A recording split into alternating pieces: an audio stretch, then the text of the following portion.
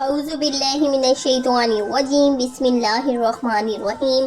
شروع اللہ کا نام لے کے جو بڑا مہربان اور نہایت رحم کرنے والا ہے۔ گھر میں غربت لانے والے کام، وہ کون سے کام ہیں جن سے گھر میں غربت آتی ہے، جن سے آپ بچ کے اپنے گھر میں غربت آنے کے اسباب کو قابو کر سکتے ہیں؟ تو آئیے آج ہم آپ کو بتاتے ہیں کہ کون سے کام ہیں جو ہمیں نہیں کرنے چاہیے۔ السلام علیکم ورحمۃ اللہ وبرکاتہ۔ گھر میں غربت لانے والے کام یہ ہیں: 1. ناخن منہ سے کاٹتے رہنا۔ نمبر 2. پھونک سے چراغ بجھانا۔ نمبر 3. کھڑے ہو کر پانی پینا۔ نمبر 4. گھر میں مکڑی کا جالا ہونا۔ نمبر 5. رات کو جھاڑو دینا۔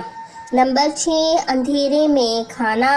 نمبر 7. کھڑے ہو کر بال سنوارنا۔ نمبر 8. بیت الخلاء میں باتیں کرنا۔ نمبر 9. دروازے پہ بیٹھے رہنا۔ نمبر 10. سوالی کو خالی ہاتھ بھیجنا۔ نمبر 11.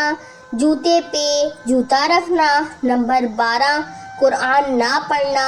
نمبر 13. کھانے کو انتظار کروانا۔ نمبر 14. مہمان کے آنے پر منہ بنانا۔ نمبر 15.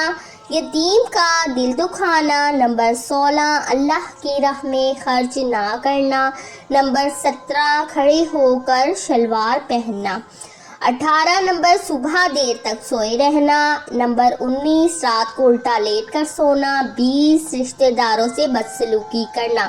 21. دانت سے روٹی کاٹ کر کھانا۔ 22. ناف کے بال صاف نہ کرنا۔ 23. بغلوں کے بال صاف نہ کرنا۔ 24. ٹوٹا ہوا گلاس استعمال کرنا۔ نمبر 25. گھر کو صاف نہ رکھنا۔ نمبر 26. سانپ کو دیکھتے ہی اس کو آزاد کر دینا۔ نمبر 27. بلی پر جوتا مارنا۔ 28. پیاسے کتے کو پانی نہ پلانا۔ 29. کھانے کے بعد اللہ کا شکر نہ ادا کرنا۔ 30. بیماری کی حالت میں اللہ کو یاد نہ کرنا۔